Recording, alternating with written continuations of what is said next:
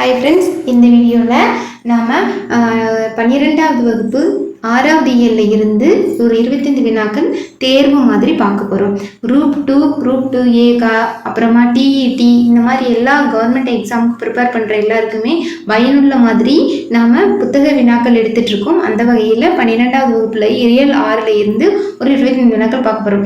So வீடியோவை skip பண்ணாமல் முழுமையாக பார்த்தீங்கன்னா உங்களுக்கு ஒரு 25 கொஷின்ஸும் கிடைக்கும். அட் த சேம் டைம் நம்ம ரிவிஷன் பண்ண மாதிரி இருக்கும். வாங்க வீடியோவுக்குள்ளே போகலாம். ஓகே மேம், ஃபர்ஸ்ட் கொஷின் பாருங்கள். என்னை போல் சிவாஜி நடிப்பார், ஆனால் என்னால் தான் சிவாஜி போல் நடிக்க முடியாது என்றவர். இந்த இயல் முழுவதுமே நமக்கு எப்படி இருக்கும் அப்படின்னா அந்த கலை சம்மந்தப்பட்ட துறைகளில் தான் இருக்கும். அதாவது பாக்கள்லையும் சரி காப்பியங்கள்லையும் சரி எந்த மாதிரி நாடகக்கலை அப்புறமா சினிமா துறை இந்த மாதிரி தொடர்பான வினாக்கள் தான் இருக்குது. அந்த வகையில் நமக்கு சத்ரபதி சிவாஜி நடிகர் திலகம் அப்படி சொல்லுவாங்க இல்லையா, அவருடைய வரலாறு தான் இதில் இருக்குது. ஒரு பாடம் உரைநடையாக இருக்குது. அந்த வினாவை பார்க்க போகிறோம். என்னை போல் சிவாஜி நடிப்பார், ஆனால் என்னால் தான் சிவாஜி போல் நடிக்க முடியாது என்றவர் யாரு? பாலச்சந்திரன், சொல்லிக்காடு, Marlon Brando, Rajnath, John Paul. என்ன அப்படின்னா இது பாலச்சந்திரன் சொல்லிக்காடு அவர்கள் எழுதிய ஒரு கட்டுரை, அதனுடைய பகுதி தான் நமக்கு பாடப்பகுதியாக கொடுத்துருக்காங்க. சரிம்மா, விடை கண்டுபிடிச்சிட்டிங்களா? விடை யாருமா? Marlon Brando. இவர் ஒரு ஹாலிவுட் நடிகர். சரியா? அவருடைய கூற்று என்னன்னு பார்த்துக்கோங்க. மார்லன் பிராண்டோ என்னை போல் சிவாஜி நடிப்பார், ஆனால் என்னால் தான் சிவாஜி போல் நடிக்க முடியாது. இந்த சிவாஜிங்கிறது யாருன்னா நம்ம நடிகர் திலகம் சொல்லுவாங்க, அந்த சிவாஜி கணேசன் அவர்கள் தான். ஓகே, அடுத்த வினா பாருங்க. தவறான இணையை கண்டறி. காதை, சருக்கம், இளம்பகம், படலம், அந்த ஒவ்வொரு காப்பியங்களின் உள்ள இருக்கக்கூடிய அந்த உட்பிரிவுகள். காதைங்கிறது எதை குறிக்கிறது? சருக்கம், இளம்பகம், படலம். இதுல ஒண்ணு மட்டும் தவறானது, எதுங்கிறத நமக்கு கொஸ்டின். விடை கண்டுபிடிச்சிருப்பீங்க. விடை பார்த்துடலாமாம்மா? விடை ஃபர்ஸ்ட் ஒன்று தான் தவறானது. காதை அப்படிங்கிறது சிலப்பதிகாரம், மணிமேகலையில தான் காதை அப்படிங்கக்கூடிய ஒரு உட்பிரிவு இருக்கும். சருக்கம் அப்படிங்கிற உட்பிரிவு சூளாமணி, பாரதம். இளம்பகம் அப்படின்னா சீவக சிந்தாமணியில. படலம் அப்படின்னா கந்தபுராணம், கம்பராமாயணம். இது நமக்கு தெரிஞ்சதுதான். அடுத்தது பார்த்தீங்கன்னா காண்டம், சிலப்பதிகாரம், கம்பராமாயணத்துல காண்டமும் இருக்கும். காண்டம், அதுக்கப்புறமா அதுக்குள்ள இருக்கக்கூடிய உட்பிரிவு தான் காதை. ஓகே, அடுத்த வினா போலாமா? பின் வருவனவற்றில் தவறான கூற்றினை கண்டறிக. ஒரு தவறான கூற்று இருக்கு, அதுதான் நம்ம கண்டுபிடிக்கணும். கொஸ்டினை நல்லா பார்த்துட்டீங்கன்னா உங்களுக்கு விடை தெரியும். தவறான கூற்று. விருத்தம் என்னும் ஒரே வகை செய்யுளில் அமைந்தவை சீவக சிந்தாமணியும் கம்பராமாயணமும். பாட்டும் உரைநடையும் கலந்து பல்வகை செய்யுள்களில் அமைந்தது சிலப்பதிகாரம். பெருங்காப்பியத்திற்குரிய 4 வகை உறுதிப்பொருள்களும் பிற உறுப்புகளும் முழுமையாக அமையப்பெற்று விளங்குவது கம்பராமாயணம். பிறலியின் விளைவோர் கிளையோடு எடுப்பை என்பது கம்பராமாயணத்தின் பாவிகம். ஸோ இதுல தவறான கூற்று என்னங்கிறது நம்ம பார்க்கணும். 4 வினா இதுல இருக்கு, அதை நம்ம ஒரே வினாவா எடுத்திருக்கோம். சரியாமா? பாருங்க. சீவக சிந்தாமணி விருத்தமா, பாட்டு முறை நடியும் கலந்தது சிலப்பதிகாரமா, அப்புறமா கம்பராமாயணத்துல தான் 4 வகை உறுதிப்பொருள்களும் கலந்து இருக்குதா, அப்புறமா கம்பராமாயணத்தினுடைய பாவிகம் என்ன? பாவிகம் அப்படின்னா நம்ம உட்பொருள்னு சொல்லுவோம் இல்லையா, அதுதான்.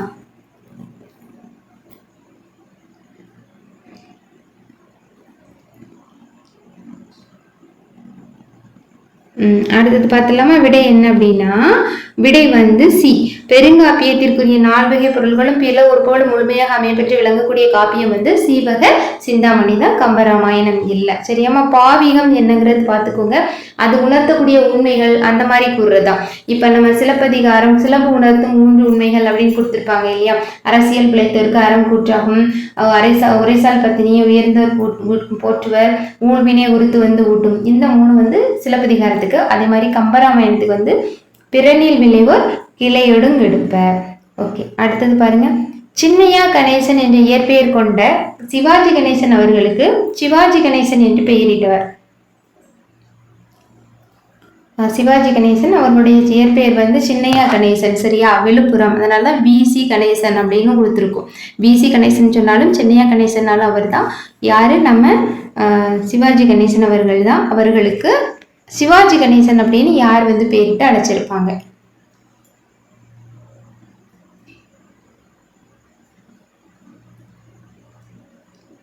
விடை பார்த்துடலாமா? விடை யாருன்னா பெரியார். சரியா? சிவாஜி கணேசனுக்கு பெயரிட்டவர் யாருன்னா சிவாஜி கணேசன் என்று பெயரிட்டவர் பெரியார். அடுத்த வினா பார்த்துடலாம். மதுகையின்றி வயிற்று தீ தனிய தாமிருந்து உண்ணும் அளவை ஈன்மரோ இவ்வுலகத்தானே. இதில் வெளிப்படும் குணம். அதாவது அந்த எண்வகை குணங்கள் தொல்காப்பியத்தில் குறிப்பிட்டிருப்பாங்க. அந்த ஒவ்வொரு குணத்தினுடைய பண்பையும் குறிப்பிட்டு அதற்கான பாடல்கள் நமக்கு கொடுத்துருக்காங்க. அந்த வகையில் இந்த வினா பார்த்தீங்கன்னா, மதுகையின்றி வயிற்று தீ தனிய தாமிருந்து உண்ணும் அளவை ஈன்மரோ இவ்வுலகத்தானே என்று வெளிப்படக்கூடிய குணம். இது அழுகையா, இழிவரலா, மருட்கையா, பெருமிதமா? விடை கண்டுபிடிச்சிருப்பீங்கம்மா. விடை பார்த்துலாமாம்மா. விடை என்ன அப்படின்னா இழிவரல். இழிவரல்னா சிறுமை. அதாவது நம்ம அவரை அவங்க தோற்றிருப்பாங்க, சிறையில் அடைச்சிருப்பாரு. அப்போ அவர்கிட்டயே போய் நாம எப்படி உணவு வாங்கி சாப்பிட்றது, அந்த மாதிரி ஒரு சிறுமை நமக்கு வந்துருச்சு அப்படின்னு அந்த மன்னர் வருந்துவார். அதுதான் இதனுடைய பொருள். அடுத்தது பாருங்க. உருதுப்பு அஞ்சாது உடல் சினம் செருக்கி சிறுசொல் சொல்லிய சினங்களு வேந்தரை அருமஞ்செய சிதை தாக்கி முரசோடு ஒருங்கு அகப்பட்டே என என்றவர். அதாவது அந்த மன்னரை பார்த்து எளியவர் அப்படின்னு சொல்லி எள்ளி நகையாடி இருப்பாங்க. சரியா? அந்த பகைவரை நான் வெற்றி கொள்ளுவேன் அப்படிங்கிற மாதிரி ஒரு மன்னர் என்ன செஞ்சிருப்பாரு, சொல்லி இருப்பாரு. அந்த மன்னர் தான் யாரு?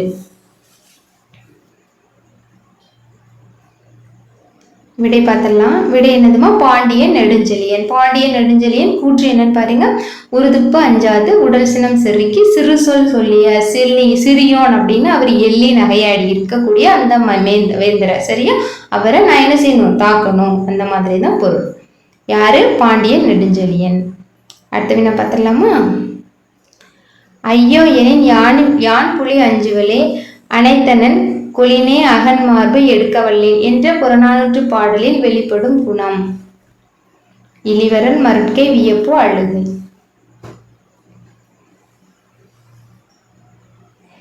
விடை பார்த்துடலாம்.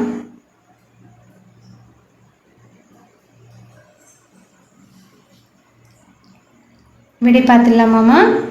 அடுத்த கொஸ்டினுக்கு விடை என்ன பார்த்தீங்கன்னா அழுகை. அடுத்த கொஸ்டின் பார்க்கலாமா? தொல்காப்பியம் முழுமைக்கும் உரை எழுதியவர். தொல்காப்பியம் முழுமைக்கும் உரை எழுதியவர் யாரு? பரிமேலழகர், இளம்பூரணர், உவேசா, ஜி.யு. போப். இவங்க எல்லாருமே ஒவ்வொன்றுக்கும் உரை எழுதியிருக்காங்க. ஸோ அந்த வகையில் நமக்கு தொல்காப்பியம் முழுமைக்கும் உரை எழுதியவர் யாருங்கிறது தான் நமக்கு வினா. விடை பார்த்துடலாம். விடை கண்டுபிடிச்சிட்டிங்களாமா? விடை என்ன? இளம்பூரணர். சரியா? இளம்பூரணர் தான் என்ன அப்படின்னா தொல்காப்பியம் முழுமைக்கும் ஒரு முதலில் உரை எழுதியவர். அடுத்த வினா பாருங்க. ஒற்றை கோணக்கலை என்று குறிப்பிடப்படும் கலை. ஒற்றை கோணக்கலைனா ஒரு பகுதி மட்டும்தான் நமக்கு சொல்றது, அந்த மாதிரி பொருள்ல வரக்கூடிய ஒரு கலை. எந்த கலை?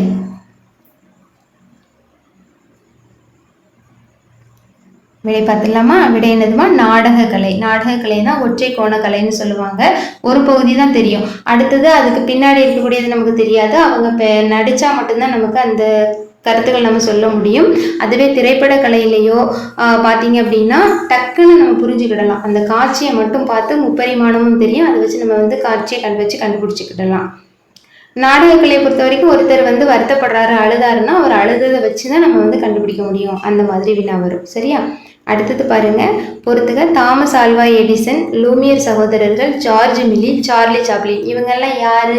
அந்த திரைப்பட கலை வளர்த்ததுல முக்கிய பங்கு வகிக்கக்கூடிய உறுப்பினர்கள். அந்த வகையில் தாமஸ் ஆல்வா எடிசன், லூமியர் சகோதரர்கள், ஜார்ஜ் மில்லி, அப்புறம் சார்லி சாப்ளின். அதை அப்படியே நம்ம பார்த்துடலாம்.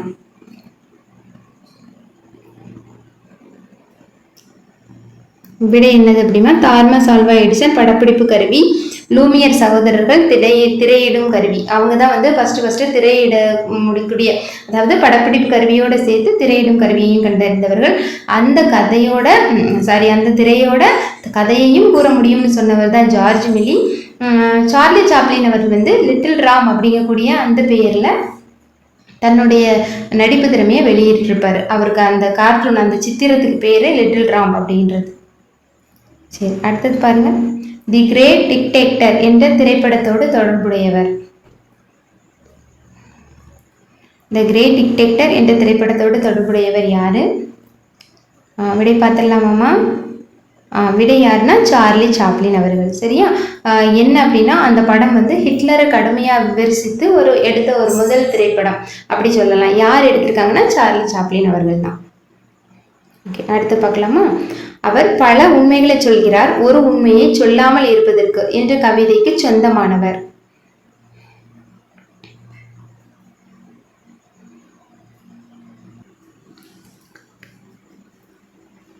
சுஜாதா, செலியன், அம்சன் குமார், நகுலன்.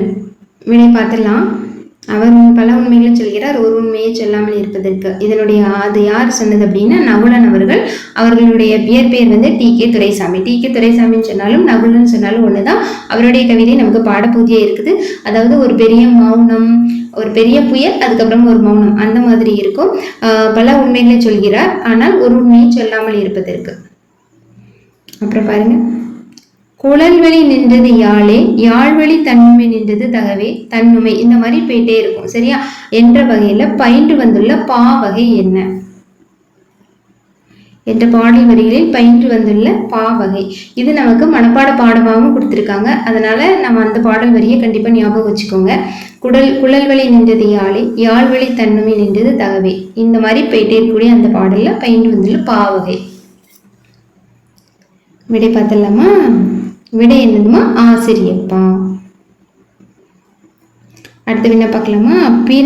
பின்வழி நின்றது முழவே, முழவோடு கூடி நின்று இசைத்தது ஆமந்திரிகை. இங்க ஆமந்திரிகை என்பது பொருள்.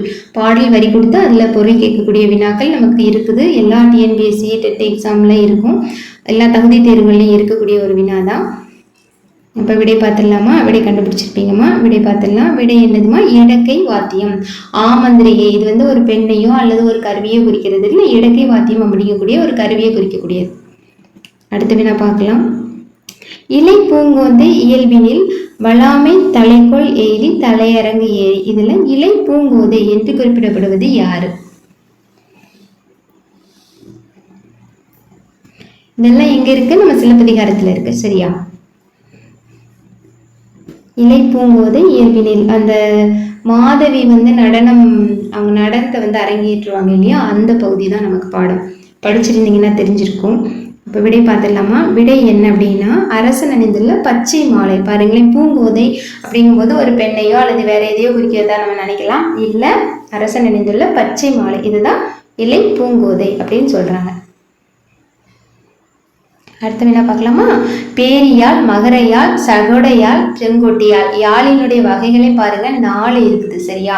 இந்த 4 யாழும் எப்படி பேர் வேறுபடுதுன்னு பார்த்தீங்கன்னா அதுல இருக்கக்கூடிய அந்த நரம்புகளினுடைய எண்ணிக்கை பொறுத்து யாழ் பேரும் மாறுபடும். அந்த வகையில எந்தெந்த யாழுக்கு எந்தெந்த நரம்பு.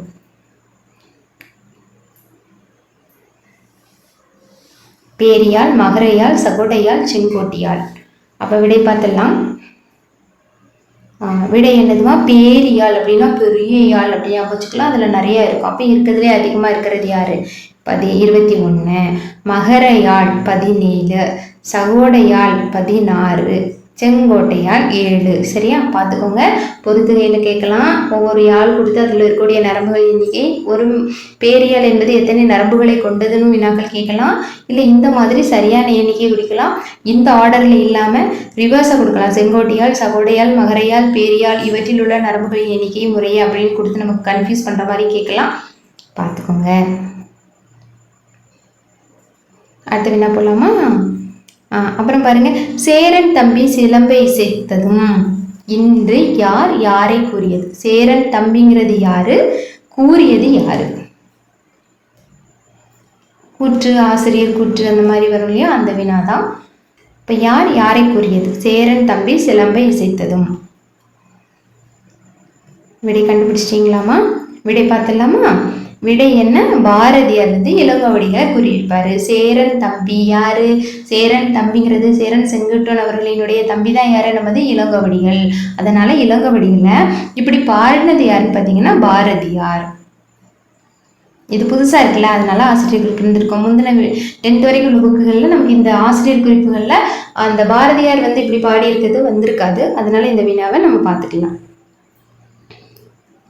அடுத்தது வினா பாருங்க, கொஞ்சம் முக்கியமா சிலப்பதிகாரத்தோட தொடர்பில்லாத கூற்றினை கண்டறிக. சிலப்பதிகாரத்தை பத்தி கொடுத்துருக்காங்க பாருங்க. புகார், மதுரை, வஞ்சி காண்டங்கள் முறையே சோழ, பாண்டிய, சேர மன்னர்களை பற்றியவை என்பதால் இது குடிமக்கள் காப்பியம் என்று அழைக்கப்படுகிறது. வரந்தரு காதையில் இளங்கோவடிகள் தன்னை பற்றிய குறிப்பை தருகையில்தான் செங்குட்டுவன் தம்பி என்பது புலப்படுகிறது. இயல், இசை, நாடகம் ஆகிய 3 கூறுகளையும் பெற்றுள்ளதால் இது முத்தமிழ் காப்பியம் எனப்படுகிறது. செய்யுளாகவும் பாடலாகவும் உரைநடையாகவும் பாடப்பட்டுள்ளதால் இது உரையிடையிட்ட பாட்டுடை செயல் எனப்படுகிறது. 4 பாயிண்ட் இருக்கு ஒரே கொஸ்டின்ல.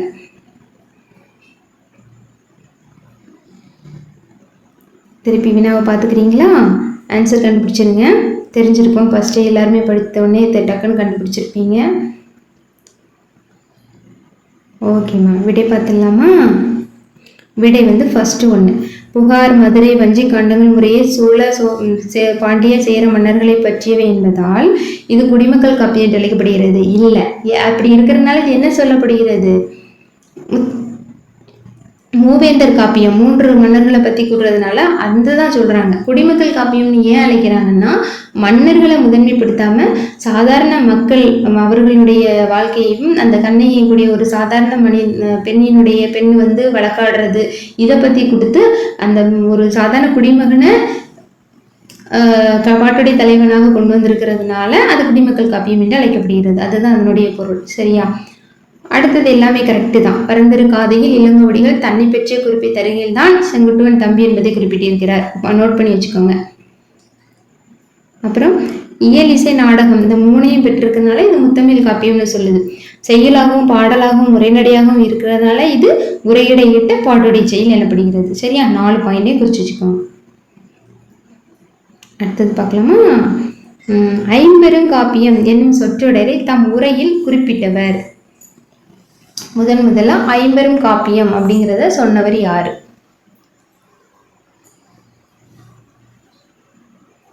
விடை பார்த்தலாமா? விடை யாருன்னா மயிலைநாதர். சரியா? மயிலைநாதர் அவர்கள். அடுத்தது பாருங்க, கூற்று காரணம். கூற்று, காப்பியம் என்னும் சொல் இது புத்தக வினா. சரியா? காப்பியம் என்னும் சொல் காப்பு கூற்றல் எம் என பிரிந்து மரபை காப்பது, இயல்பது, வெளிப்படுத்துவது இந்த மாதிரியெல்லாம் பொருள் தருது. ஐம்பெரும் காப்பியங்களில் ஒன்று நீலகேசி. இது புத்தக வினா, அவ்வளோ ஈஸியாக இருக்குது பாருங்க. கண்ணை மூடிட்டு நீங்கள் ஆன்சர் பண்ணிடுவீங்க. கூற்று 1 வந்து என்னது? சரி. கூற்று 1 சரி, கூற்று 2 தவறு. ஐம்பெரும் காப்பியங்கள் நமக்கு தெரியும். ஸோ அதில் நீலகேசி வராது.